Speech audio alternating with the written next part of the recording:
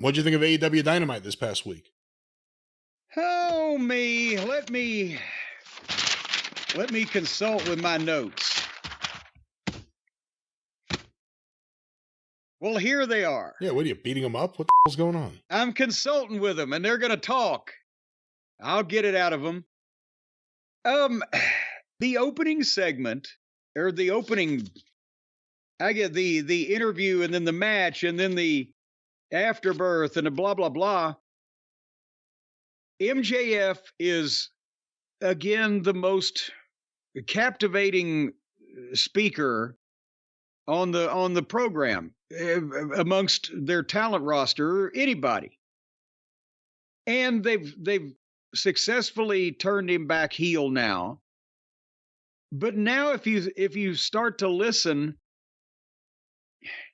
it's kind of like, deja vu all over again. MJF was a tremendous heel on the microphone and in the ring with the psychology of his matches. But he was so entertaining that people started cheering. Then the nitwits decided, well, because they're cheering him, we ought to turn him babyface, when they were cheering him because he was the antithesis of a babyface and because of the fact that he was so good at being a heel. But once you turn that guy babyface, as we've gone over this many times, then you got the problems of how to keep him over, because as a babyface, he either can't do or needs to reapply the things that he did that caused him to be popular to begin with. And finally, babyface MJF was not a long-term thing, and they realized this, and after his injury, they switch him back heel. But now, again, he's so good at what he says that people start laughing anyway, and they start liking it anyway. But this is probably the best spot that he can be in, because you're letting him be the real MJF, and as long as you've got a baby face that's strong that you can put him against, it's okay. But when you don't, then that poor baby face that's just not over as much as MJF is going to get blistered. Does that make sense? I think so. Okay. So here's the thing. Ospreay, they like him. The fans like him. They view him as a top guy. They're still cheering for him despite the bizarre booking, who's in the heel group and blah, blah, blah.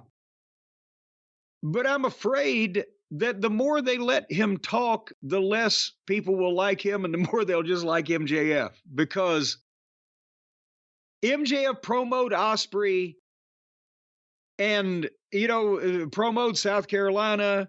But when he said, South Carolina, you trailer park trashes, you meth heads, a lot of the people, yes, we are.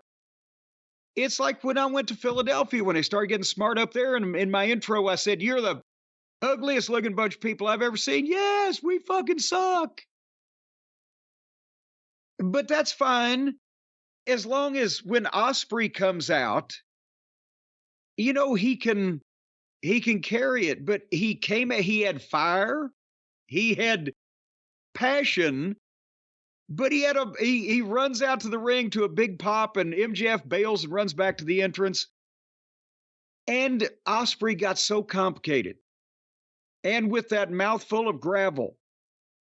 And at one point, he's screaming because he wants to have aggression and animosity and passion and all that stuff. But he's screaming in that accent and not making his sentences short enough. So at one point, if you analyze what he said, I swear to God, he said, and there's not one fan amongst you here that can possibly deny that MJF is an American hero. He said it backwards. I mean, go back, but the longer that he talked, that's because there were so many qualifiers and commas and sub-references. So the longer that he talked, the more that he was losing me and the fans, I think. And he was screaming. First they were with him, and then they're like, what did he say, Ethel? Well, the other thing, too, how big is his pop when he comes out? Because if you notice, his music starts with a giant pop built into the song. So I can never tell how big his pop is versus the loud crowd boom that he'll get, almost like Mercedes Moné style, in his song. Well, but also they were cheering him when he started talking until he goddamn puzzled them and lost them, and they couldn't. And can you imagine a PA microphone in an arena with that accent and everything? And the when he went home with it, his closing line, when he hit his point, he finished it, and you could tell the fans didn't really know what his point was, so they just started chanting USA. And the whole thing, and by the way, if they're chanting USA, does that mean they're cheering MJF? Well, no, that he was trying to say that. See, here's the thing. Right?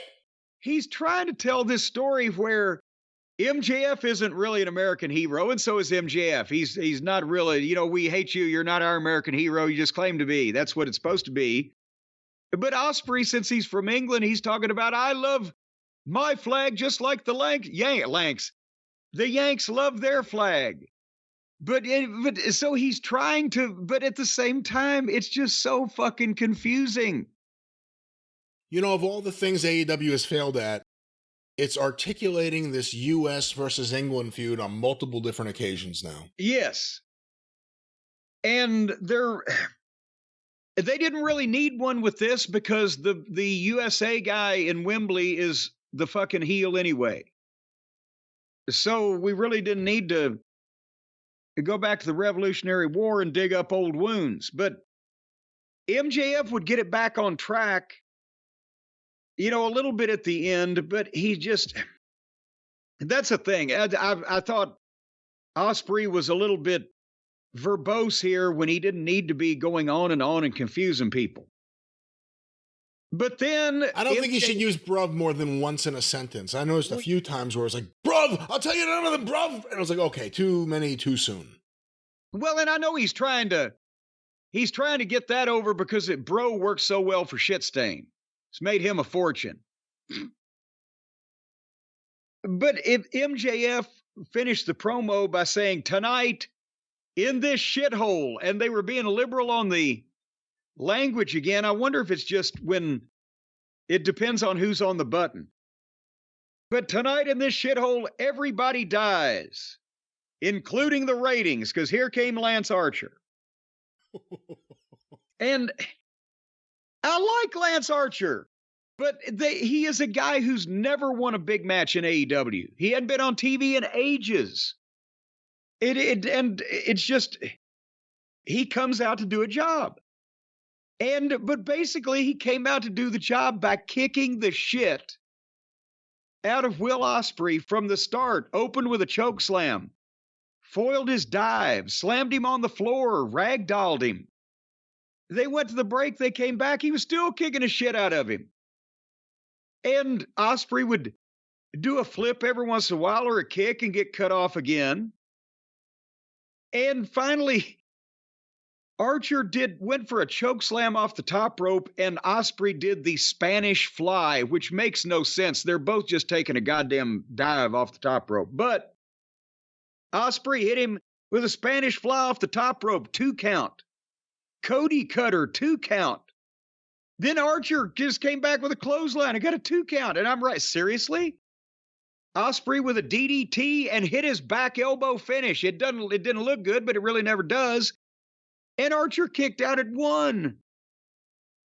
And then Ospreay just hits another elbow. 1, 2, 3. When did Steve Austin stunner a guy, cover him, he kick out at 1, and he give him another stunner and beat him 1, 2, 3?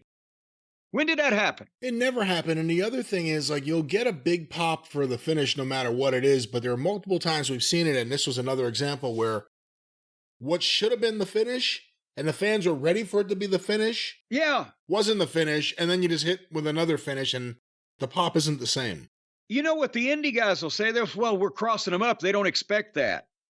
Well, no shit, because it doesn't make any sense. And besides that, get it right. That used to be the booker's instruction to the main event guys. Get it right, go home. I mean, whatever time when you got the people in it, it was right, it was ready to go. Go home, do your finish, and you're done. And they cannot get it right when the people are really ready to blow and they've seen, wow, what a 1, 2, and then later on, small package. Yay. What the fuck? But anyway, after Ospreay unsurprisingly defeated Lance Archer, then MJF jumped in and grabbed Ospreay and gave him a brain buster. And then he put on his ring and drew back, and Kyle Felcher hit the ring. And this time, not the ring on MJF's hand, but came into the squared circle and ran MJF again. So now MJF has run from Ospreay. Now he's running from Felcher. And this began another long interview segment. And again, also, did you see what Mr. Felcher was wearing? I don't recall offhand, but I saw it obviously because I watched it. Well, he's trying to get personality. Personality? Instead of being as bland as he was, he had dress shoes with no socks, really tight jeans, a midriff bearing t-shirt. And so he's apparently adopting the personality of an effete douchebag. It looked with the fucking white hair. I don't know what's going on here, but now he's cutting a fucking promo on MJF. And then Don Callis gets in the ring. You know, the top heel manager that never manages anymore, that has a group of people that he never corners and we never see him with, but he comes out in interview segments when they want to do something that doesn't have anything to do with his group or when they want out of it. Remember, Ospreay said, "Hey, Don, I'd like to get out of the group." Okay. Well, now Felcher tells Don Callis that Ospreay is his best friend and he needs help. And Felcher says asshole, and they censor it 10 seconds later, or tried to, but they missed it. Hey, so now, go ahead. Well, what do you think about that? The fact that babyface needs help against one person? Well, yeah, I'm still trying to figure out who the fucking heels are in Callis's fucking deal. Because Callis is the nicest heel manager I've ever seen all of a sudden. And so now another member of Callis's heel group is a babyface telling him that another one of the babyfaces needs help against MJF because he's a big bully, I guess. And then Kyle starts doing a promo like he's a badass. And they're in South Carolina. People are farting because he looks like a fucking tampon. He's not goddamn, Bruiser Brody. And again, Kyle was trying with the aggression and the animation and the emotion and everything, and it was better than Ospreay because his accent is not so thick you can understand the words coming out of his mouth. But it wasn't earth-shattering because it's Kyle Felcher and nobody gives a shit. And the people are kind of, eh. And then they did build it up where Kyle wanted MJF right now, and MJF started milking it and taking his shirt off and taking his watch off or whatever, and then said no, and people were up. He said, next week on TV. All right. So why does Don Callis never manage the guys in his group? He just comes out to let them out of their commitments. Well, what did you think of this whole parade of infamy here? Where does the parade start exactly for this? Well, the whole MJF and Marble Mouth Ospreay and the match with Lance Archer, where Ospreay proved the new multi-million-dollar acquisition proved that it takes everything that he can possibly do to beat a guy that we never see that never wins a big match.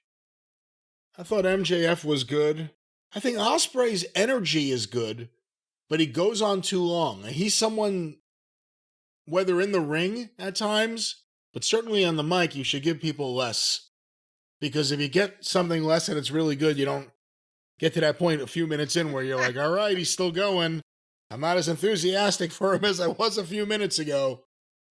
With Fletcher, I've been impressed by him in the ring lately. With that said, his look is ridiculous. He's part of the heel stable in the middle of whatever drama thing is going to happen with him and Ospreay. And I think my biggest problem is MJF, once again, seemingly being used to elevate someone or try to elevate someone. And I think while that's the role of a veteran in a wrestling company, and MJF at this point is the veteran of AEW, I think MJF should be working with top guys, and I know AEW has a top guy problem. Ospreay for them right now is a top guy, but whether it's Daniel Garcia or Fletcher right now, the way he's been used, I've never seen him win ever. Ever.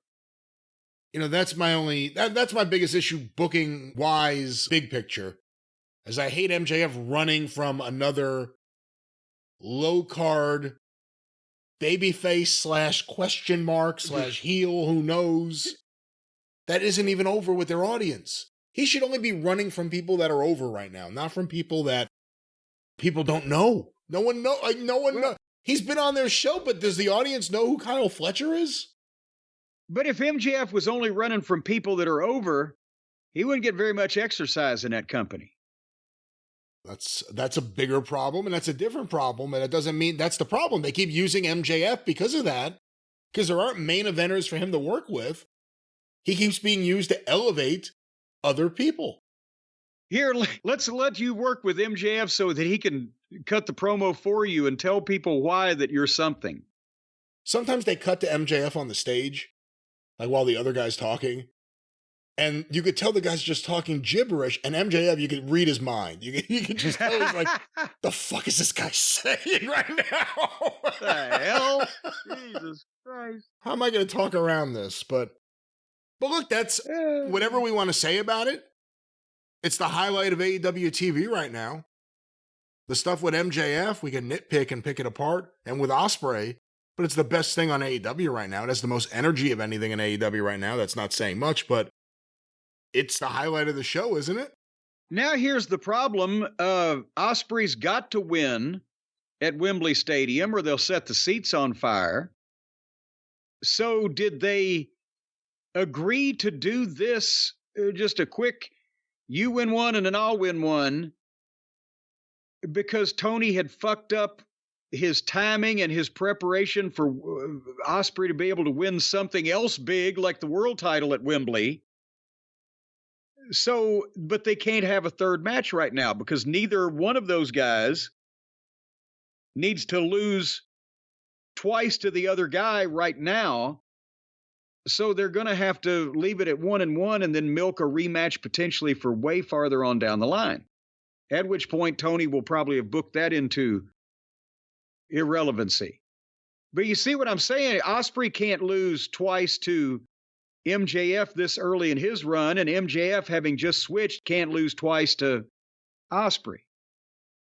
Is Ospreay in storyline reasonably mad enough, do you think, to whip out the Tiger Driver 91 at Wembley, or is that good God. Is it too early for that? And by the way, they keep talking about it. They throw out that name, Excalibur, who's so awful as a commentator. Tiger Driver 91! No one knows what it is. That's the thing. If you traded tapes in the 90s and were watching All Japan, you know what it is. It's never really been established in the U.S. on national TV. They should, if they're going to do this, why aren't there videos explaining it, showing it, talking about why it's devastating? Talking about why do you call it a Tiger Driver and why is there a number to it? Yeah, and why is he afraid? What is he afraid of doing it for? What is the reason? Well, no, they explained that one week, and that, you know, he hurt the other guy, so he don't want to hurt anybody again. They explained it one week, and then... Where's the video? You know... But yeah, again, Tiger Driver, it's like the Michinoku Driver and the this and that are named after people that especially this audience doesn't know from 30 years ago. Because many of them weren't born then. And they could easily... Mr. Pile Driver. Mr. Pile is upset about what's happened to Pile Driver. Everyone's using Driver for something. They could easily... give it its own name that guy does, the Stone Cold Stunner, right? Everybody's using it, but it's not the Stone Cold Stunner unless Steve Austin uses it. Don't have the guy steal a fucking finish from a Japanese wrestler that nobody saw from 30 years ago, that nobody's seen in this fucking day and age and environment. Make it a new name that only this guy does, and then get that fucking holdover, for God's sake. Yeah. But you asked me the question about the Tiger Driver, I would have him come out and say, you know what, fuck the Tiger Driver. Fuck his fucking neck. I'm going to break his neck. I'm going to Tiger Driver twice. He's fucking stole my title belt. He fucking hit me in the head with a goddamn souped up diamond brass knuckle. I'm going to drop him on his head and laugh about it. Right in my own hometown in London and home country, wherever the fuck he's from, Wembley, because MJF deserves it. We have good health care, bruv. Yeah, you know, he could say that. We've got good health care. Unlike in your country, we've got good health care, and you're going to need it. Well, see, that's the problem, though. That's the thing is you can't have a babyface be a big pussy. I don't want to hurt him. Fuck, he hurts you. He's a heel, you fucking dipshit. That's why normal wrestling fans and grown adult men think these guys are all fucking pussies because they whine about their dreams and who was their friend, and they don't want to hurt nobody. Then become a goddamn ad salesman then if you don't want to hurt anybody. Well, that's the other problem, too. MJF's now like Mr. Patriot. Ospreay can't be like, yo, fuck America. I'm from England. Instead, he has to be like, I love you. I love the people who love flags, too, or whatever he said. Are you sure he said flags? His accent was... He said, will you stop it? Will you behave yourself? All right. Well, that was the opening segment and the Lance Archer match. Jake Roberts did not make his way out to the ring. We heard they re-signed him, and then we never saw him again. That's right. What the fuck is it? He's on a goddamn retirement plan with Tony? It's a nice plan from what I understand, but that was segment 1 into segment 2 of... Yes, well, but now in quick order, they had a Swerve video, a little late for that. He's deader than Kelsey's nuts these days. Jericho and his group did more comedy, and they had a cake that they presented Jericho for 102 days as FTW champion. And of course, he had to mention, you know, every other program, guy gets a cake in his face, but they didn't.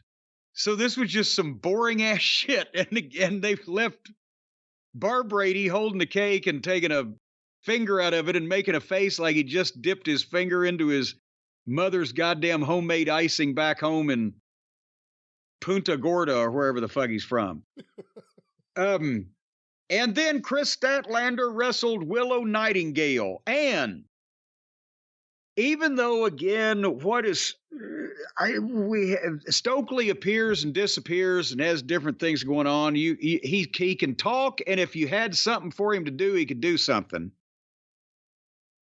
But with Statlander, they're trying. She looks great.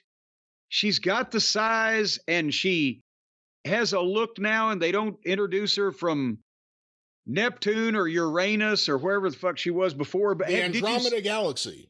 There you go. That's where they never got in Lost in Space. They were on their way. They never got there. Or no, it was Alpha Centauri. In Suffolk County. Suffolk County is where Alpha Centauri is? No, the Andromeda Galaxy, apparently. Oh. Well, I knew Suffolk County was big, but I didn't realize it was that big. Did you see the entrance they did for Statlander? They're trying to do something in their own quaint way. They had the blue lighting effect, and she's backlit, and she's coming out, and you see the silhouette, right? And the only thing is, they ain't figured it out.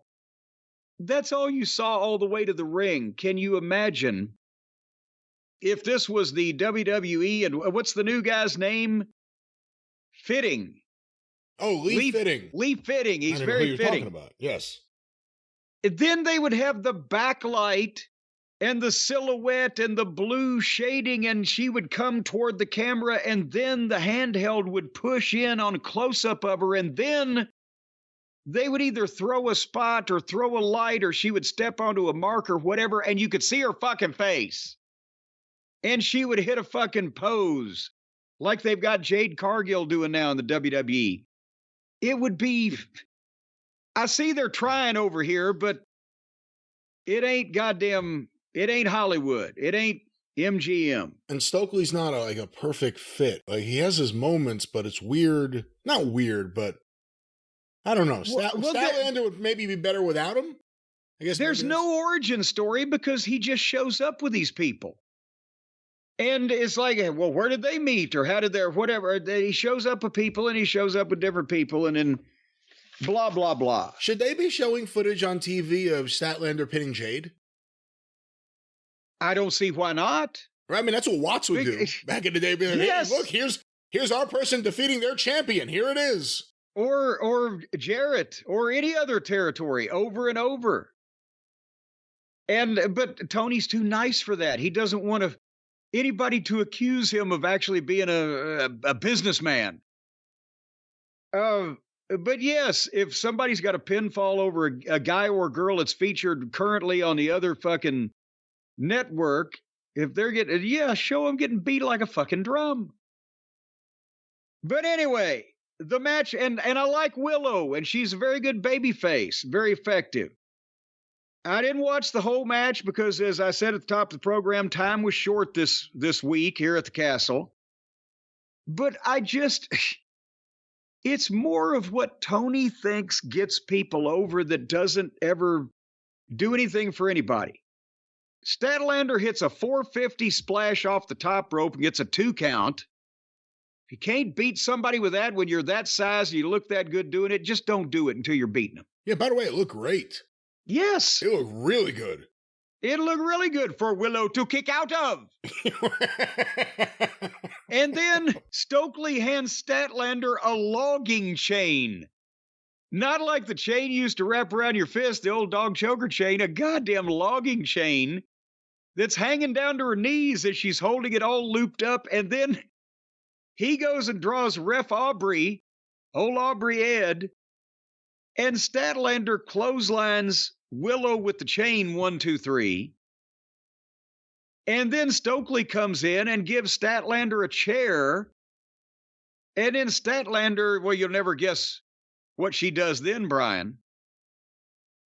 What does she do? She hit Willow, hit Willow, hit Willow.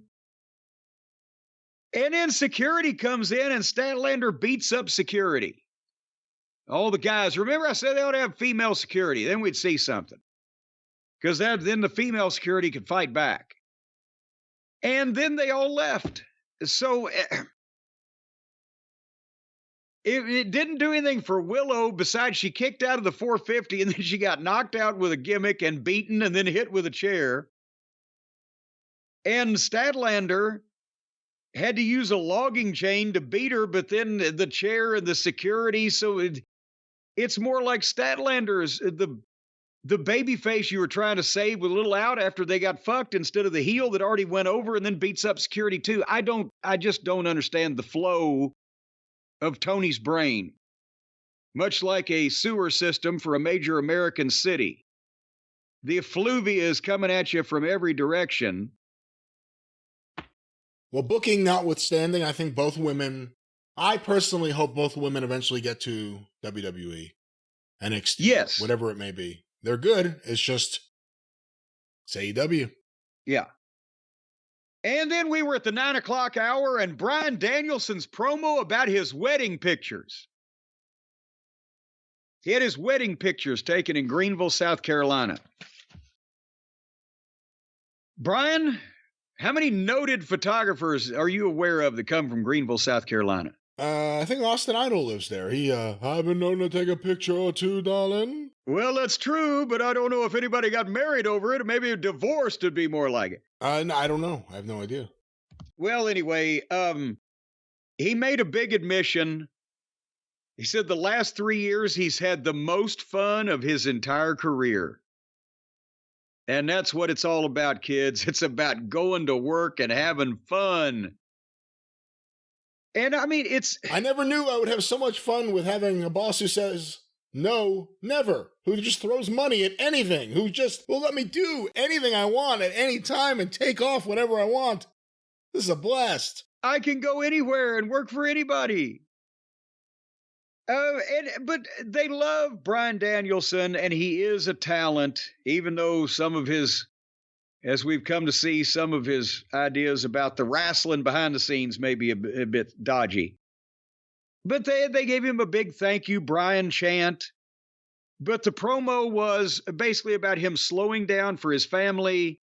His contract ends tomorrow as of this was July 31st, so that'd be August 1st, but he'll be at Wembley, obviously. Hey, and the audience gasped when he said his contract was up. That's important to note.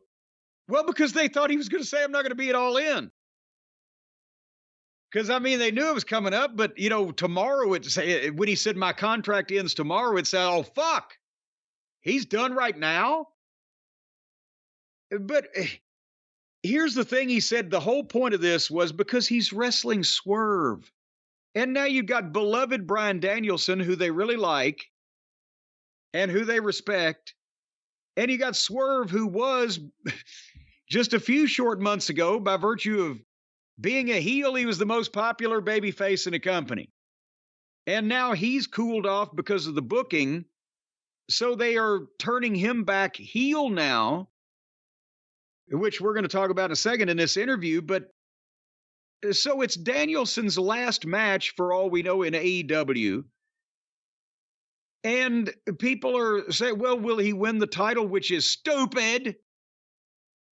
Because, yes, it's a great story. Bryan Danielson wins the title in his last AEW match and retires as Sting did the same thing, which was kind of stupid, but this would be really stupid.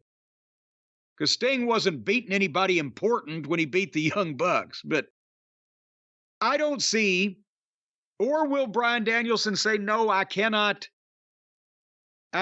beat Swerve Strickland, but they've thrown a wrinkle into it.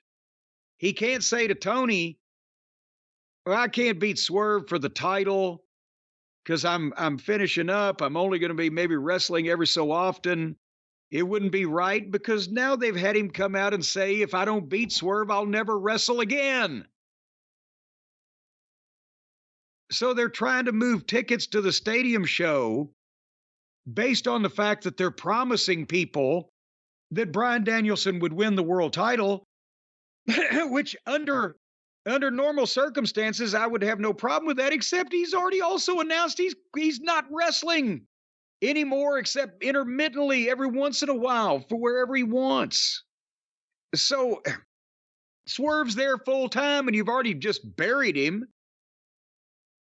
So anyway, that's why Bryan Danielson said when he came to AEW, it was for two things. He said he was going to kick a lot of heads in and win the AEW World Heavyweight title.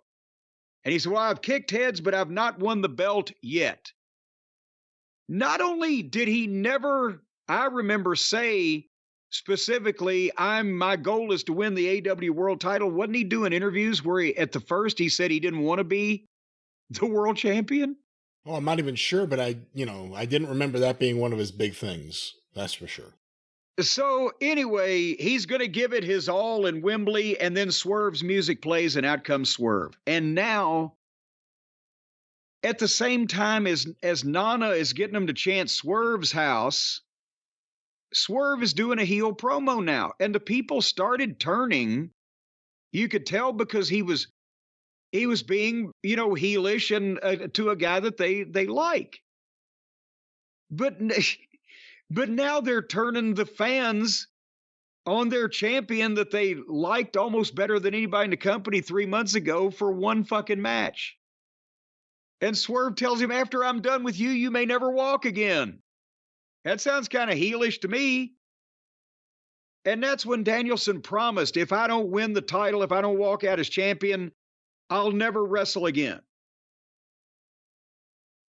So many questions. Have they realized that they buried Swerve as a babyface by having everybody just fucking have their way with him anytime they wanted, and Moxley's Japanese bullshit belt being more featured, and they're turning him back heel to try to fix that, but they're going to beat him in the highest profile match he'll have this year.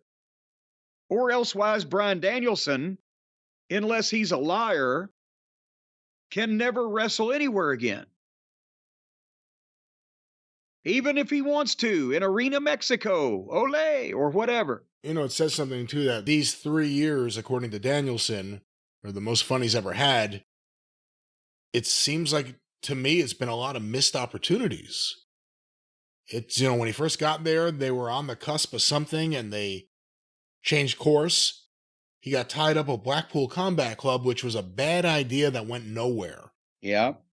And is still, I think, transpiring in some form. Sometimes he's with him, sometimes he's not. Well, who knows where Moxley is these days? He might have gone back for the cure. But he hasn't been in the world title picture. I mean, he had those matches with MJF and that was great. But, what has he really done in AEW? Well, hold on. Where's the guy that came off WWE TV that was a big star? Have they done anything to capitalize on any of that? But also, I'm just thinking, he said the last 3 years have been the most fun of his career. Didn't he come back from an injury where he was out for several months, and then the Japanese guy came off top rope on his arm and broke his arm, and he was out for several more months? Well, yeah, what he meant to say was I work once every 6 months, and then I get to stay home with my family. I'm having a great time. Well, he had a loose definition of fun if it involved broken bones and fucking medical treatment. Well, he also got hurt in, I think, was it him? Didn't he get hurt in the Arena Anarchy match a couple of years ago with Jericho? Yes. I mean, you can't really keep track. We ought to have a flow chart of all the AEW injuries. And still, I know that even though, no matter how stupid the risk is they take, that they shouldn't be taking, and if they get hurt, Tony will pay them.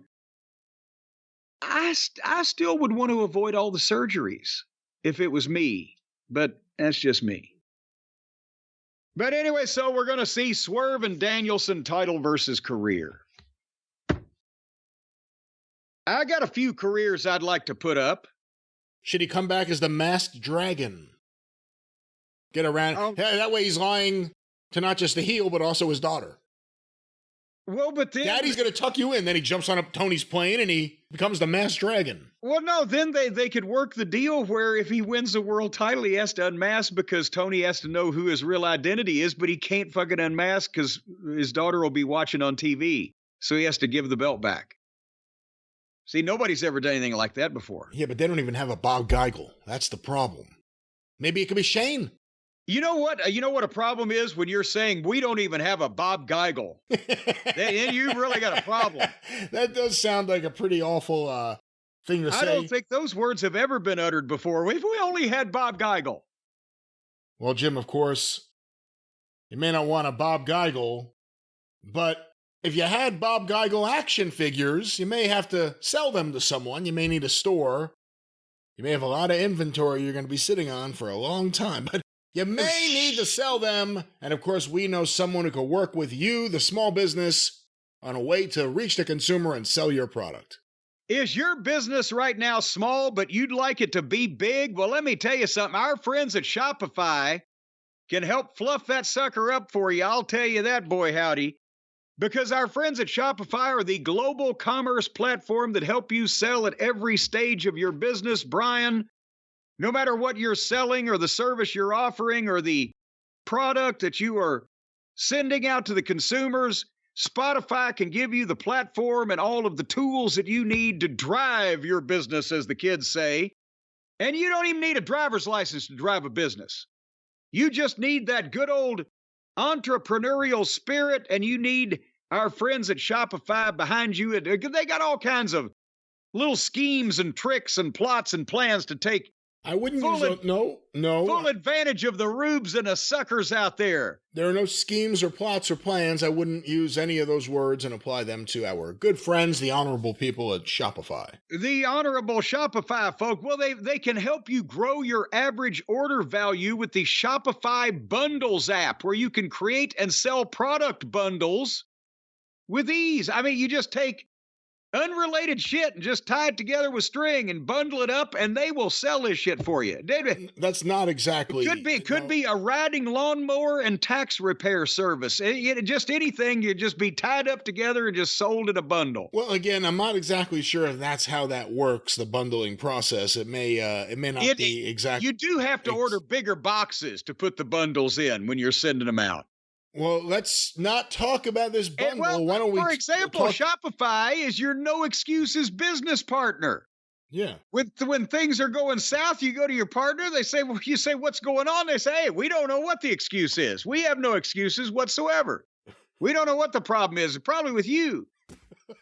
Then you can look inward at yourself, but you can sell without needing to code or design. Just bring your best ideas, and Shopify will take them and make a fortune with them, and then give you some of it. You'll make a fortune with it, and Shopify will be your partner Let's just make sure unless you need excuses, and then they'll have none. And with Shopify Magic, yeah, Shopify Magic. I have to find out about Shopify Magic. Yes. Well, you can whip up captivating content that converts from blog posts. You've seen the blog posts. They're about 5 feet apart, about 5 feet high, and they're along major interstates. Blog posts, and they have numbers on the top of them. And they convert? Well, they convert, yes, from one number to the other. It's how the cops find you when you're bloated and floating in a creek beside the interstate. But you can generate instant fact answers to all of your fact questions. You can pick the perfect email send time. Let's say Byron likes his emails early in the morning, about 6 o'clock. You can program that in there. And Shopify Magic is free for every Shopify seller, so you can instantly learn how to do tricks like that. I'll tell you, I knew a girl that was a magician one time. We were riding down the road in my car. She touched my leg. I turned into a motel. And once you start selling, folks. Yeah, folks. Shopify will make getting paid simple by instantly accepting every type of payment. They'll take cash. They'll take credit cards. They'll take traveler's checks. They'll take green stamps. If you have a vegetable garden, they'd like some beans and corn. They'll be glad to barter for a good-sized hog, as long as he's been fattened up first and is disease-free. No, none of this is true. No. You can be paid in any way, shape, or form you want. They'll even print their own money for you. No, they won't. No, again, official denominations of the country, let's just focus on the United States and the United States dollar. Well, but they're a global commerce platform. So they take in money from all over. Some of this money you might not even recognize, folks. It might look like bullshit to you, but in Cambodia, it's a big deal. They are not printing their own money. No, they get it from Cambodia. They are not getting anything from Cambodia. Actually, most of the Cambodian money originates with cat gut and intestines of some of the native animals. They're not getting any fake money from Cambodia. They braid it into like a lanyard type of deal, cat gut and intestines, and you wear it around your neck and you break a piece off when you want to buy something. Do you want marketing made simple, folks? Well, Shopify is going to remove the guesswork with built-in tools, hammers, chisels, saws, awls, all kinds of things, electric pencil sharpeners. They just said built-in virtual or digital tools, not physical hardware. It'll get pretty physical down in the trenches there when they're helping you create, execute, and analyze your online marketing campaigns. There's some bloodletting in a situation like that. I guess so. But running a growing business means getting the insights you need wherever you are. So with Shopify's single dashboard, you can manage orders, shipping, and payments from anywhere while you're driving down the road and still be able to tell how fast you're going. That's with Shopify's single dashboard. There's only one. So who gets the air conditioning control? We're not sure. But right now, you can sign up for a $1 a month trial period at shopify.com/JCE. That's all lowercase at JC. So it's the J with the curve down below the line and the dot over it, and then the little C and the little E. Shopify.com/JCE, $1 a month trial period.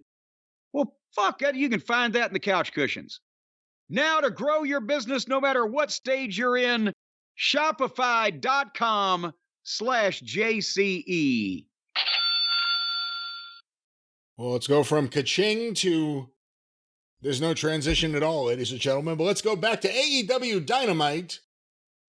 That just took place on the 31st. This would be more like no sale. Because the next match was Roderick Strong, Rush, and Rigor Mortis. Well, did you see Danielson and Jeff Jarrett in the back? I thought that was from last week. Oh, no, there was another thing this week. He pushed Jarrett. What did they do? He wasn't very happy with Jeff Jarrett, but we'll see what happens. Well, why wasn't it? Jeff Jarrett said all kinds of nice things to him. Why wasn't he happy with Jeff? Not exactly. I wasn't paying close attention. I was hoping you were paying attention because I didn't. No, I thought they were rerunning last week's deal. I didn't. Right. Well, but they had a 6-man tag match. Strong, Rush, and Rigor Mortis with Taven and Bennett in the corner against Mark Briscoe Poor Mark, stuck in the middle of goddamn jobber hell. Pockets, who continues to be on this program every week. You can't get rid of him like fungus on a shower curtain, like a goddamn infected canker upon your taint. No matter how much you lance it or take antibiotics, it comes right back. And their partner, Ishii. And Kyle O'Reilly walked out on the stage with him to wish him well, and then you never saw him again. But out of Pockets and Ishii and Mark Briscoe, they beat Mark Briscoe. The heels who, again, Roderick Strong, love him. Years ago in Ring of Honor, he's been booked into complete irrelevancy and insensibility, and it's embarrassing now. And Rush, come on. And Rigor Mortis, it just popped up there for shits and giggles. And so out of this whole match, they got 1 star of any kind. Mark Briscoe. He's the one they beat. Your thoughts?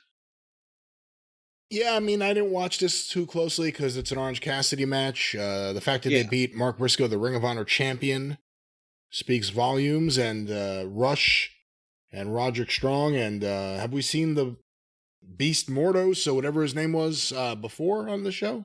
I don't care. I really don't care. But anyway, then Renee Moxleygood was auditioning. You know, they've had Bing Mankiewicz, Bing Crosby's. Bing, bang, boom, yep. Well, Bing Crosby's manager, you never knew this, in the Catskills was Bing fucking Mankiewicz. Oh.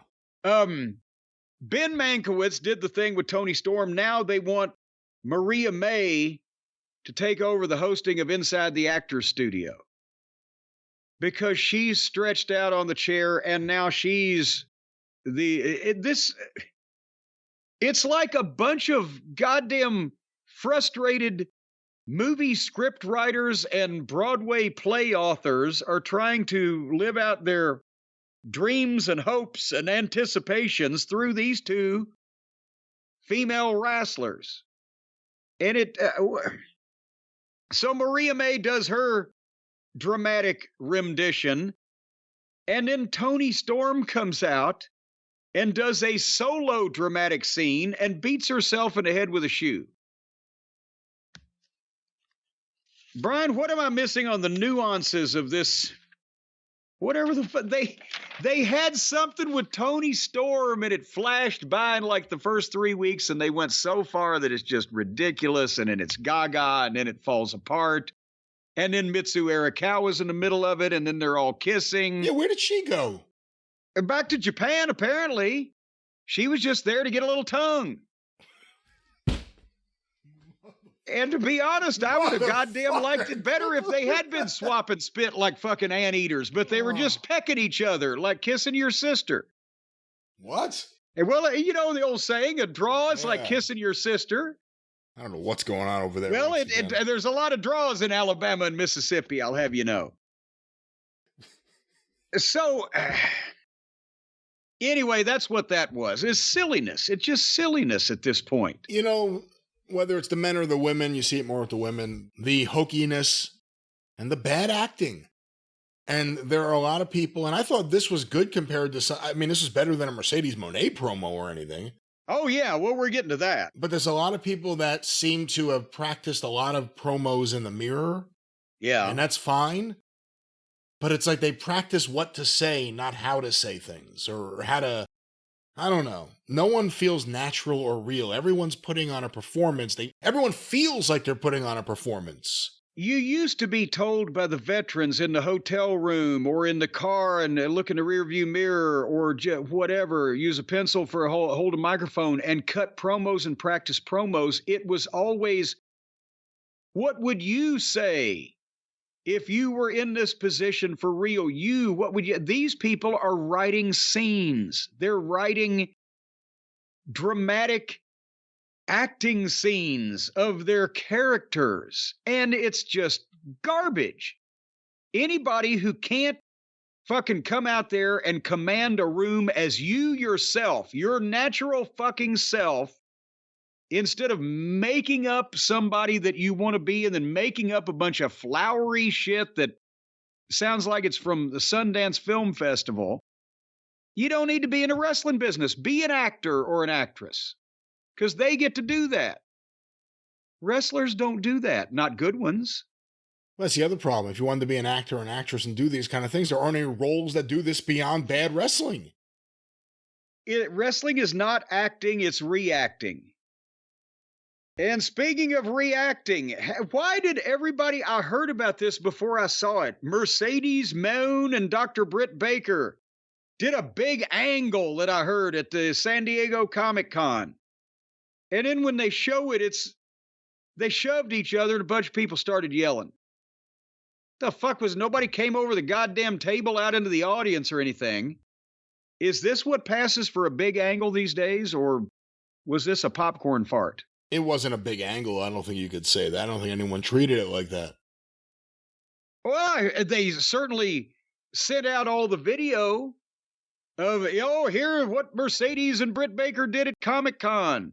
Yeah, the video they used on the TV show was awful. Yeah, because I bet Mercedes had somebody shoot it with her phone. Right next to the picture of Tony with Shane McMahon. But anyway, they were shoving each other. Britt Baker and Mercedes Moon are headed for a collision course. As soon as Britt gets off suspension, we'll talk about that in a minute. And then they had Camille with Mercedes Moon versus Susie Hoosie, whatever the girl's name was. And Camille won in fairly quick fashion. I like Camille. I like her look. But God damn it, now she's with this fucking rotten. She can't talk. She can't act. She can't wrestle. She does a promo standing there next to Camille, and nobody gives a shit because they don't care whether she does talk or does act or does wrestle. They don't care. She's a flop. Has anybody ever gotten more money for a spot off of a run in the WWE, and that's all you've ever done in your life? And apparently it's all she ever will. What is going on with this girl? When are we going to see what's worth the biggest contract supposedly in the history of women's wrestling? Yeah, I mean, that's part of the problem. There's been a push for years treating women's wrestling on an equal plane as male wrestling, men's wrestling, paying them the same, giving them the same amount of TV time. The problem always comes, and whether it's the people that are being pushed, whether it's the push itself, or whether it's the way a wrestling audience that traditionally largely male thinks of women's wrestling, it never helps. It never builds the audience. It never picks up the rating. It never sells tons of merch. It never causes the crowd to wake up. You see stuff on AEW especially, women's matches featuring women that are the most pushed women in the company, and the crowd is dead. I don't mean just like you can't hear them. They're not moving. You see them. They're sitting there, and they're not moving, and they're not making noise. And it's awkward at times when you see two people working in front of a bunch of people and no one is making any noise. You just hear the wrestlers running the ropes or making their noises. And to pay Mercedes Moné that amount of money is ridiculous because WWE could justify it because they have the machine to market it. Yeah. And make money back with it. With Tony, it's throwing money into the well because you're not going to make that money back on Mercedes Moné. It's an investment into your women's division, I guess you could argue, whether that's smart or not. But Mercedes Moné so far has not lifted the ratings. She's not gotten the reaction that maybe she intended to from the fan base. Has not aided seemingly in the pay-per-views or anything else. She's done a great job of promoting herself in various ways in various places. But it doesn't really seem to do anything to build or add to what's happening. I think that's the fairest way to look at it. Well, you said at one point, you said a lot of the women's matches, people just sit there, and then they do, but at least they're kind of being polite. They're not really just coming out and hooting at it. They're just saying, okay, this will be over soon. But when Mercedes comes out now, you hear some groans like, oh, we got to put up with this. It's like, imagine a movie about teenagers and like one of the girls is a bad girl and she becomes a princess. Like just the way she talks, like just, I'm a man. But then also imagine that the producer ran low on the budget and couldn't hire a good actress. Yeah. Well, we'll see what happens at the pay-per-view, her and Britt. I was rooting for Susie Hoosie there. Her name, for the record, was Brittany Jade. Bro, Brittany Jade. Seems like they would have changed that because it's too close to Britt Baker. Copyright infringement. That's why there couldn't be any other Shawns or Shanes in the WWF besides Michaels and McMahon. Do you agree with that, or do you think Vince took that too far? No, I think it's fucking stupid. Okay, good. I think it's fucking stupid because Sean Casey, I booked him up to do some jobs one time in Cincinnati. And they made him change his name because I said, is anybody going to mistake Sean Casey for Shawn Michaels? If so, we ought to just hire Sean Casey. He'll work cheaper. Fuck. Anyway, and Shane Helms couldn't be Shane Helms because of Shane McMahon. That's where Gregory came in. Anyway, the main event of this fiasco was Darby Allin versus Hangnail Page, and they started with 17 minutes left on the air in regulation, and you just know they're going over. And I was like, I don't know if I can take that much of this, but fortunately, about 2 minutes in, I saw everything I needed to see. 2 minutes into this match, Darby Allin had coffin dropped Page off the top of the tunnel onto the stage for a break spot. So fuck this. They're not serious. So I went to the finish.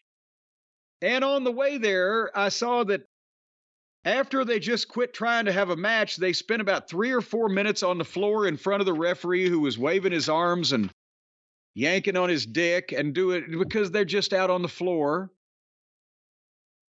Imagine in any other sport, would they say that you were a great basketball player if you could fucking make a goddamn shot from 40 feet every time, but the shot you were making was from the sidelines out of bounds and it still counted? They wouldn't say you were a great player, no. Would do. They can't have a match following the parameters of pro wrestling. They can just do shit. And so they just give up trying to have a match. And then Darby whipped Page with his belt several times in front of the referee who stood staring at him. And isn't it a disqualification if it's... I saw somebody on Twitter said, well, that's part of his ring outfit. Well, doesn't that mean if I goddamn decide I'm going to wear a fucking sidearm into the ring that I can pull it out and shoot the guy? What the... And then Page, again, he proved that he can't beat a 140-pound man no matter what he does, sort of like Ospreay, not being able to beat a guy who never wins by the skin of his teeth. And then Darby had taken every bump, suffered every goddamn false finish and brutal maneuver, and he was 1 minute away from being on the brink of death, and he came back suddenly at 100 miles per hour and rolled Page up and pinned him 1, 2, 3. What the fuck?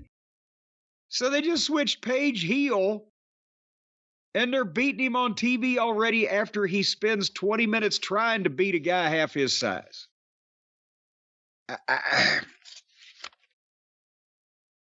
I'm not saying Darby Allin should never beat Page. Page is a shits anyway, and he's worthless, so I beat him like a goddamn redheaded stepchild. However, is there a need to make your whole program phony by showing that it's fake because this fucking guy can't beat Darby in 25 minutes, but Darby has everything in the world done to him, but it was all fake because he immediately runs as quickly as he can around this fucking guy and rolls him up and beats him? There is no quality control, and I yield the floor to you. Well, that was AEW Dynamite, no quality control. Let's now talk about ratings control. We got the ratings, do we? Well, let's give those ratings right now. Hold on, I've got a pad and a piece of paper right here. I'm ready to take notes. Well, Jim, let's go to these ratings. AEW Dynamite, Wednesday, July 31st, 2024 on TBS. 8 to 10:05 p.m. On average, did 609,000 viewers. Oh, boy, howdy. That's down, what, 180,000 or whatever from last week? Oh, just about. Last week's episode was 786,000. This is the lowest overall average since June 19th, so not that big a period of time. Lowest key demo since June 19th, again, same day. What happened June 19th? Wasn't that episode that was abnormally low and no one could figure out why? It was like 500,000 or something. Well, I could figure out why because I watched it, but all right. But and now they're going to say, well, it's the Olympics. And, we've said with the basketball tournament or whatever else, the all-night gas station, well, they do that every year. They don't do the Olympics every year, but they do them every 4 years. That means that AEW was against them in 2020, right? That is correct. That's the pandemic, actually. I don't remember. So I was going to say they didn't do this number during the pandemic or during the last Olympics, but that was the pandemic era, so things may have been skewed. So we'll give them a chance. See what happens. Well, where did they start and where did they finish? Let me pull that up. Give me a moment. And by the way, as per WrestleTix, this event, Greenville, South Carolina, the Bon Secours Wellness Arena, estimated tickets distributed 2,961 in Greenville, South Carolina. We used to do that almost every Monday night at the auditorium. Well, wow, look at this market-to-market comparison going back to 2022. August 2022, SmackDown, 6,585. February 23, SmackDown, 9,756. August 5th, 23, Collision, 4,524. Monday Night Raw is there on October 30th, 2023, 7,959. And there again, this past May on the 13th, 8,326. So you can't say the market's dead. Ooh, and then 2961. 2961. All righty. Well, sometimes the cake doesn't quite rise. Well, let's go to the quarterly. That was profound, wasn't it? That was somewhat profound. And did Mama Cornette say that? Who said this? Well, a lot of people. Betty Crocker. Oh. She said it. I guess she was like a mother to a lot of people that spent a lot of time in the kitchen. Yeah, Duncan Hines, he said it.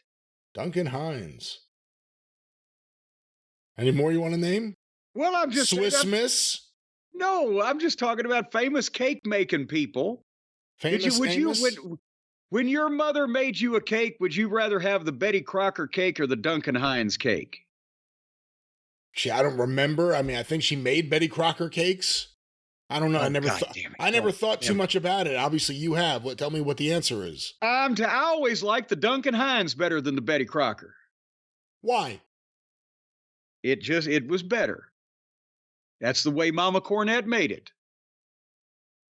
Oh, once again, we have the quarterly breakdowns. So Dynamite did 609,000 and a chocolate 3-layer cake. What was the first quarter? Where'd they start? Well, these were compiled by WrestleNomics, quarter 1, 8 to 8:15 p.m. The MJF Will Ospreay live promo and Lance Archer versus Will Ospreay with picture-in-picture ads. 656,000 viewers. Wow, so even the Big Bang didn't hand it off to him. And by the way, did you notice that Modern Family has gone away at 10 o'clock now? It's Impractical Jokers. Impractical Jokers, yeah. It's like we'll just put on a show that we can cut into whenever we feel like it. It's interesting, too. That show became a big hit on a network that didn't get a lot of attention, and now they're moving it to the bigger network. Yeah, but if people tune in to see Modern Family, they miss the first 10 minutes, they don't know what the fuck's going on. With Impractical Jokers, it's like a bag of potato chips. You can just dive in and start munching. Well, let's munch over to segment 2. If that is a thing, 8:15 to 8:30 p.m. The continuation of Ospreay versus Archer and the post-match with MJF, Kyle Fletcher, and Don Callis, the Swerve Strickland video, and an ad break, 599,000 viewers. Jesus Christ, they can't drop any further or they won't make their average. Well, we go to quarter 3, 8:30 to 8:45 p.m. The Learning Tree backstage promo, is that now the faction too? The faction's the Learning Tree? I think so. I think it's a big tree, which ought to meet a high wind. Big roots in the ground. Big roots. The start of Willow Nightingale versus Chris Statlander. the start Needs a fungicide on it also. Something for the root rot. The start of Willow Nightingale versus Chris Statlander with picture-in-picture ads. 593,000 viewers. I mean, the good thing is they're not losing as much as they normally do. Well, we go to quarter 4, 8:45 to 9 p.m. The continuation of Nightingale versus Statlander in the post-match with Stokely Hathaway, Jeff Jarrett and Bryan Danielson's backstage angle, an ad break, and Bryan Danielson's live promo, at least the start of it, 601,000 viewers. I bet 599, 593, 601. This is bathroom break fluctuation at numbers like that. So they're holding what they got. Is this the most dedicated base viewer that will not watch the Olympics or go to their friend's wedding or whatever the case? They got to be there. Well, are they there for quarter 5, the big 9 o'clock hour, 9 to 9:15 p.m.? Let's find out. The continuation of Danielson's promo and Swerve Strickland's confrontation with him. The Danielson-Jarrett backstage angle, once again. Roderick Strong, Roosh, and the Beast Mortos versus the Conglomeration, if we can call them that. 645,000 viewers. Well, that's a nice surprise because they normally 9 o'clock lately has not been good to AEW. But they picked up 44,000 people. That's the high point except for the first quarter. So then now they can drop a little bit and still make their average. And it says a little bit, I guess, about the interest in Danielson. But we go now to quarter 6, 9:15 and 9:30 p.m. The continuation of that 6-man match. The Acclaimed and Billy Gunn backstage promo. An ad break. The Mariah May backstage interview. 584,000 viewers. Okay, so they lost the 44,000 they picked up and another 17 on top of that. We go to quarter 7, 9:30 to 9:45 p.m. Tony Storm's ramp angle, if that's what we're calling it. Camille versus Brittany Jade. Mercedes Monet's live promo. An ad break. And the start of Hangman Adam Page versus Darby Allin. 598,000 viewers. That's a miracle that they got 14,000 back for that, but they're still, they've been, let's see, 1, 2, 3 quarters over 600 and 4 quarters under 600 so far in the program. Well, we go to quarter 8. I remind you there's an overrun. Quarter 8, 9:45 to 10 p.m. The continuation of Page versus Allen, 2 times a picture-in-picture. 590,000 viewers. 5-minute overrun, 617,000. Yeah, that 5 minutes, they rushed to the television. That's the Impractical Jokers fans. So, again, they kind of kept it. They were, except for the first quarter, 656, they were between 584 and 645 through the whole shebang. So it goes down, but these are the diehards, so there's not as much fluctuation. When they had an extra couple 100,000 people that wanted to give it a chance but didn't need to live and die with it, they would lose more, but their average was a little bit better because it was front-loaded. So pick your poison. Well, we've also talked about the problem that is the commentary team, how awful they are. They ruin the show. They don't let big moments sound or feel as big as they could. Perhaps you'd like to watch AEW Dynamite from another country with a foreign announce team that you may not know what they say, but they sound strong and convicted in what they are believing and saying. And convicted? Well, and they yes, a group of felons, ladies and gentlemen. They have convictions, is what I meant to say. Conviction. They've got convictions on their record, but folks, you can watch these criminals, miscreants, and malcontents from any country in the world that you want to without leaving your house, because our friends at ExpressVPN, they're like a New Orleans streetwalker. They'll take you around the world and won't charge you much money. Because, folks, that may not be the best comparison for our very good friends, the very, very nice people over at ExpressVPN. What, instead of New Orleans, I should have said Chicago? Really? Chicago like that? Well, have you been to the right places in Chicago? Guess not. They'll take you around the world and drop you off at Wrigley Field for $1.95. But I'll tell you what, folks, going online without ExpressVPN is like not closing the door when you use the bathroom. That means people are peeking when you're leaking and they're yapping about your crapping. Going online without ExpressVPN is like forgetting to mute yourself on one of those Zoom meetings where you're in a meeting with all the people you work with and you stand up and your pants are unzipped and they see that Willie is flapping in the breeze. Going online without ExpressVPN is like checking your bag at the airport without a lock on it. And then you see the baggage thing coming down on the way to the plane, and there's a bunch of people with greasy hands and hairy knuckles looking through your private articles, your underwear, your underpants, your undergarments. Some of it being wrapped around their greasy fingers and sniffed wholeheartedly. Okay, we get the picture. You don't have to really talk about this too much. Going online without ExpressVPN is like getting undressed with your window curtains wide open. And folks, I highly recommend that if you live in a proper neighborhood, because you'll get some traffic.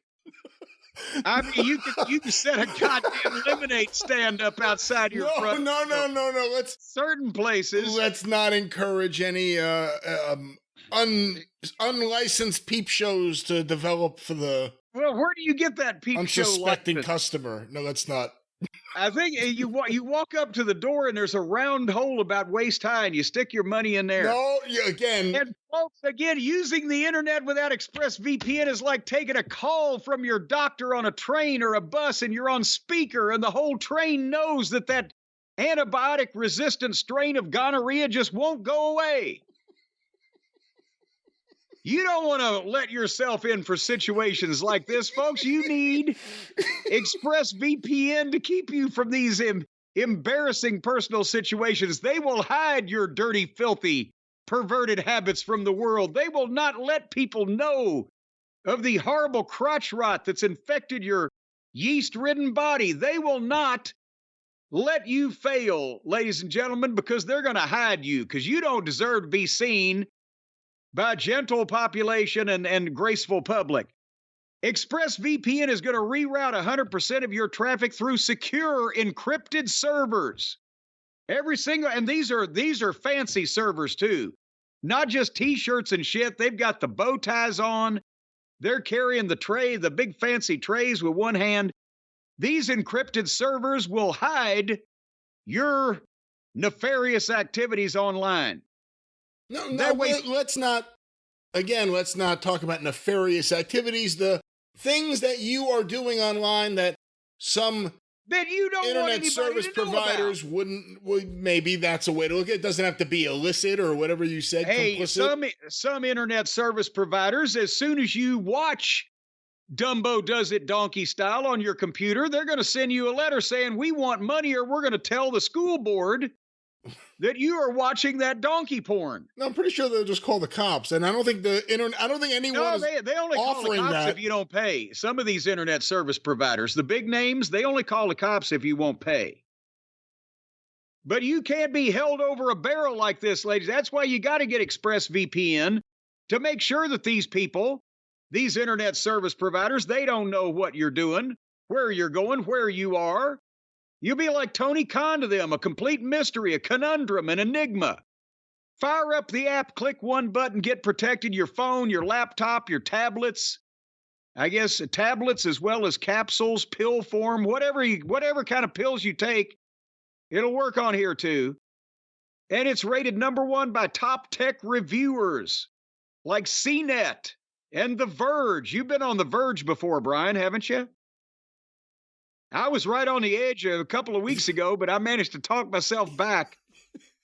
But folks, protect your online privacy today by visiting. What are you doing over there? You're on The Verge right now, aren't you? Doing something you shouldn't be doing on Zoom. That is not what I'm doing. Why would that be the example you use? Visit expressvpn.com/JCE. I'll spell it for you. expressvpn.com/JCE. You're going to get an extra 3-month service for free with that code word /JCE. And by the time ExpressVPN gets finished with you, nobody's going to know what country you're in or how to find you, and you'll love it. So enjoy Bolivia, folks, because you're fixing to take a trip. expressvpn.com/JCE, 3 months for free. How could you? How could you? And in 3 months, money may not be of import to you, but right now you got to save it. So there you go. 3 months for free. expressvpn.com/JCE. That's right. Yes. Did you notice the part of the copy that said, please select one of the numbered items? Well, that wasn't enough. I like to give people their money's worth. ExpressVPN, you'll get your money's worth with the ExpressVPN. What's that promo code, Jim? JCE.